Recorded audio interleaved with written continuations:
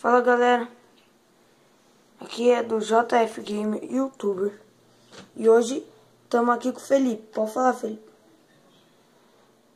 Fala! A galerinha do nosso canal, hoje trazendo como baixar Minecraft de graça para quem sempre quis, hein, galera? Então vamos aqui no Play Store.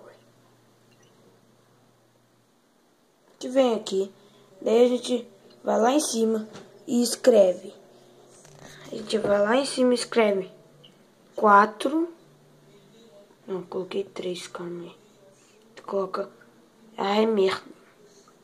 Coloca 4. Ó, esse daqui, 4 charete. Que é for charete. Você clica. Aí vai aparecer aqui. Daí você faz, instala. Eu não sei se eu tô com coisa, se eu tô com memória pra instalar, não sei. Se funcionar, a gente vai.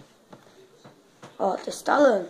Quando instalar, a gente começa, voltamos, instalou. Daí você vai apertar abrir. Vai aparecer aqui. Daí você vai ter que criar uma conta. É gratuito, ó. Registra uma conta gratuita. Eu já tenho a minha, então eu vou pausar para colocar a minha, né? Senão vocês vão roubar. Voltamos. Daí vai aqui, vai estar a pasta inicial. Fez, não vai falar nada?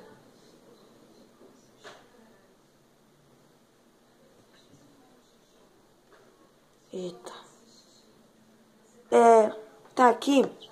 Quando tá nessa página aqui, você vai apertar o botãozinho de pesquisar. Daí você vai colocar Minecraft.